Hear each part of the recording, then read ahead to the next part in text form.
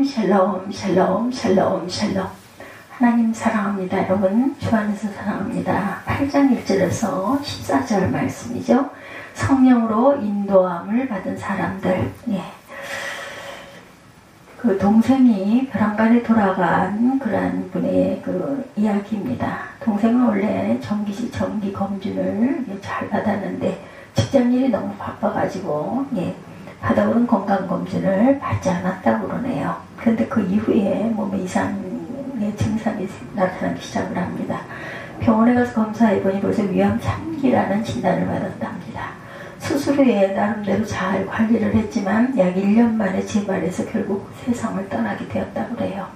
그리고 어떤 집사님 한 분을 만났는데 그분은 10년 전에 한국에서 같은 교회에 다녔던, 그리고 열심히 지금도 교회를 다니시는 분, 해외에 계시는 분들의 이야기입니다. 그래서 10여 년 전에 그분 역시 위암 판정을 받고 수술 후에 치료 중이다. 그래서 한국에 가기 전에 그 집사님의 소식이 참 궁금했었다고 그래요. 이번에 한국에 방문해서 함께 저녁 식사를 하게 되었는데 의사로부터 위암 완치 판정을 받게 되었다면서 아주 기뻐하셔요. 지금 로마서의 큐티, 로마서에서 자주 나오는 단어가 있다면 어떤 단어? 율법, 심판, 은혜 등의 단어가 자주 나오죠. 그리고 죄라는 단어 역시 자주 나옵니다. 보통 우리는 죄라는 단어를 들으면 우리가 구체적으로 짓는 잘못된 행동들을 생각하게 되죠. 그런데 예를 들어서 살인, 간음, 도둑질, 거짓말 등 이런 것들을 죄다 생각을 합니다. 암에 관한 말씀 제가 그 말씀 초기에 드렸지만 사람들은 암에 걸려도 처음에는 암이 있는지 모르고 살아가죠. 근데 시간이 지나보면 여러 가지 이상한 증상들이 나타나기 시작을 하고 소화가 안 된다든지 통증을 느낀다든지 몸에 체중이 갑자기 빠진다든지 기운이 없는 등 다양한 증상들이 나타나죠. 그러한 증상 자체를 암이라고 그러지는 않죠. 그러한 증상이 발생할 때 병원에 가서 엑스레이를 찍는다든가 조직검사를 통해서 그런 증상들의 원인을 알아보게 됩니다. 그리고 그런 증상의 원인이 암인지 아닌지를 판정을 받게 되죠. 마찬가지로 바울은 로마서에서 죄를 안 가봤던 것으로 설명을 하죠. 그리고 암이 여러 가지 증상이 나타나 암으로 판명된 사람을 암 환자라고 부르듯이 죄의 여러 가지 증상들이 나타난 사람을 죄인이다. 그래서 바울은 죄를 언급하기 전에 죄 증상들이 어떤 것인지 설명을 합니다. 로마서 1장 18절에서 3장 20절까지 죄의 문제를 다루고 있는데 그런 죄의 증상 중에는 어떤 것들이 있는지 잠시 살펴보죠. 바울은 죄의 첫 번째 증상으로 우상 숭배를 다룹니다. 이 세상을 하나님이 창조하신 것이 너무나 분명함에도 불구하고 사람들은 하나님을 영화롭게도 아니하고 감사하지도 않는다. 로마서 1장 21절에 증거되어 있죠. 오히려 하나님이 존재하신다는 사실도 부인하고 피조물을 하나님처럼 섬기며 숭배합니다. 그래서 바울은 사람들이 창조주 하나님을 인정하지도 않고 예비하지도 않는 것은 인간이 영적인 암인 죄에 붙잡혔다. 첫 번째 증상이라 이렇게 설명을 하죠. 그리고 바울은 죄에 대해서 또 다른 그 증상으로 동성애를 지적한 다음은 21가지의 다른 증상들을 계속해서 나열합니다. 로마서 1장 29절에서 31절에 죄의 증상을 살펴봅니다. 곧 모든 불의, 추악, 탐욕, 악의가 가득한 자, 시기살인, 분쟁, 사기, 악독이 가득한 자, 수군수군, 비방하는 자, 하나님께서 미워하는 자, 능욕하는 자, 교만한 자, 자랑하는 자, 악을 도모하는 자, 부모를 거역하는 자, 우매한 자, 배역하는 자요, 무정한 자요, 무자비한 자라. 혹시 우리 안에 이런 증상들은 없는가? 바울은 이러한 죄의 증상들을 보다 더 나쁜 증상으로 지적을 합니다. 즉 사람들은 저런 행동을 하고 사람들은 더러운 죄인이라고 욕하면서 자신도 똑같은 행동을 한다는 거.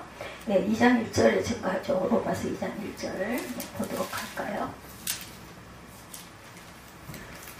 그러므로 남을 판단하는 사람아 누구를 망언하고 내가 핑계하지 못할 것을 남을 판단하는 것으로 내가 너를 정죄하느니 판단은 내가 같은 일을 행함이라 이렇게 얘기하고 있습니다. 즉 사람들은 같은 일을 행한다. 더러운 죄인이라고 상대를 욕하면서 똑같은 일을 하고 있습니다. 그리고 더 심각한 것은 거짓 착각에 빠져서 산다라는 거죠. 바로 유대인들이 그렇게 살았죠. 바울은 죄의 증상 중에 당시 이방인들 사이에 유행했던 동성애를 언급했는데 당시 유대인 그 사회에 동성애자들이 거의 없었다고 그래요. 왜냐하면 구약 성경이 엄격하게 금하고 있었기 때문에. 그래서 유대인들은 이방인들이 더러운 죄인이다 이렇게 판단을 합니다. 그러나 바울은 유대인들에게 동성애라는 죄의 증상은 없었지만 위에서 언급한 다른 수많은 죄의 증상들이 똑같이 나타나고 있고 그들은 똑같은 죄인이다 이렇게 지적합니다.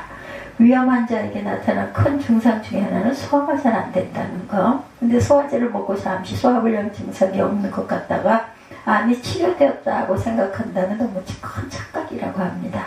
사실 유대인들도 이방인들처럼 똑같은 죄인이었으면서도 큰 착각을 하고 있었다.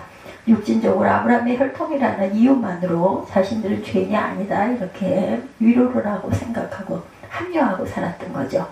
또한 그들은 하나님의 말씀인 율법을 소유하고 있다는 사실만으로 자신들이 하나님의 심판에서 예외다 이렇게 착각을 합니다. 또 그들은 하나님의 언약 백성의 표시인 할례를 받았다는 이유만으로 자신들은 죄인이 아니고 하나님의 심판과 아무런 관계가 없다 이렇게 착각하고 살아갑니다. 오늘날 우리도 똑같은 착각을 하면서 살아가고 있어요. 나의 부모님이 크리스찬이므로 나는 자동으로 천국에 간다는 생각을 하는 건 잘못된 생각. 또 나는 성경 구절을 암송하고 성경을 많이 읽었기 때문에 당연히 천국에 간다고 생각한다면 그것도 또한 착각. 나는 세례나 침례를 받았으니 천국 티켓은 받아놓은 곳이다 생각하는 것도 역시 착각. 하나님 누구도 이해 없이 진리대로 심판한다. 로마서 2장 2절에 그렇게 증거하고 있죠. 2장 2절 다시 보죠. 어떤 일을 행하는 자에게 하나님의 심판이 진리대로 될 줄 우리가 아노라. 이런 일을 행하는 자는 판단하고도 같은 일을 행하는 사람 내가 하나님의 심판을 피할 줄로 생각하느냐. 혹 내가 하나님의 인자하심이 너를 인도하여 회개하게 하심을 알지 못하여 그의 인자하심과 용납하심과 같이 참심이 풍성함을 멸시하느냐. 다만 내 고집과 회개하지 아니한 마음을 따라 진노의 날 곧 하나님의 의로우신 심판이 나타나는 그날에 이 말 진노를 되게 쌓는도다 이렇게 말하고 있어요. 가족이나 집안이나 마을 단위가 아니라 한 사람 한 사람을 개인적으로 심판하시고 그가 행한 대로 심판하시겠다라는 것입니다.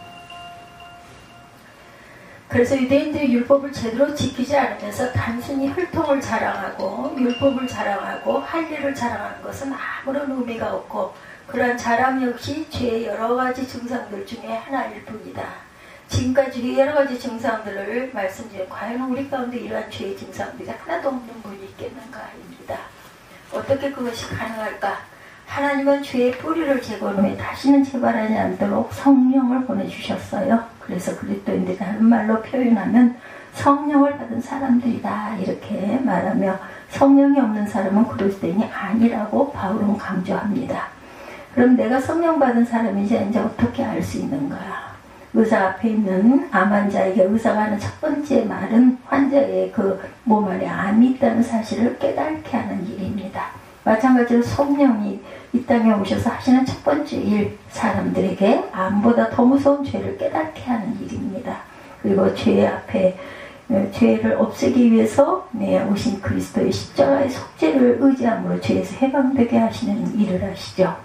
성령을 받은 제일 첫 번째 증거는 바로 자신이 죄인임을 인정하고 죄로부터 해방되기 위해 그리스도 예수를 믿고 의지하는 것이다. 만약에 저와 여러분이 그렇게 믿고 계시다면 여러분은 이미 성령 받은 사람들입니다. 성령을 받았다는 또 다른 증거, 내 안에 있던 죄의 증상들이 점점 사라지기 시작한다. 죄의 다양한 증상들을 우리가 살펴봤었죠. 내가 예수를 믿어서 죄의 뿌리가 제거되고 성령이 내 안에 계시면 내 마음속에 시기, 질투, 분노, 교만, 미움, 비방 등 여러 가지 죄의 증상들이 점점 사라지기 시작한다. 그리고 그런 죄악의 증상들이 혹시 내 안에 다시 나타나고 애통하며 탄식하면 회개하게 되는 것이라는 것. 바울은 이런 사람을 성령을 따라 사는 사람이다. 또한 성령의 인도를 받은 사람이라고 로마서 8장 5절과 14절에 증거하고 있어요. 8장 5절과 14절 보죠. 육신을 따르는 자는 육신의 일을, 영을 따르는 자는 영의 일을 생각하나니. 14절 무릇 하나님의 영으로 인도함을 받는 사람 곧 하나님의 아들이라 이렇게 말씀합니다. 바울은 이런 사람을 성령을 따라 사는 사람, 성령의 인도함을 받은 사람, 곧 하나님의 아들이라고 말씀하죠. 성령이 나를 인도하신다는 말씀은 더 이상 죄의 증상이 나타나지 않도록 우리가 하나님의 말씀을 지키며 살도록 도와주시고, 죄를 혹시 지을지라도 죄를 깨닫고 회개하게 하시고 점점 주님의 성품을 닮아가도록 도우십니다. 저와 여러분 날마다 성령을 따라 살고 성령의 인도를 받으며 살아가고 있는가? 이미 죄인임을 인정하시고 오직 그리스도만을 통해 구원받았음을 믿고 계시면 성령은 이미 저와 여러분 안에 있는 것이라는 것을 믿으셔도 됩니다. 그렇다면 성령을 따라 살아가셔야 되겠죠? 죄의 증상이 나타날 때마다 그냥 방치하지 말고 성령을 슬프게 하지 말자. 성령은 오직 하나님의 말씀대로 우리를 인도하세요. 그러니까 우리가 성령의 인도하심을 받기 위해서 날마다 하나님의 말씀을 읽고 묵상하고 큐티하는 것이 꼭 필요합니다. 우리 모두 날마다 성령의 인도하심을 따라 살아감으로 하나님의 자녀답게 살고 난 성령의 열매를 풍성하게 맺고 살아가는 저와 여러분들이 되시기를 주님의 이름으로 축복합니다. 기도하시겠습니다.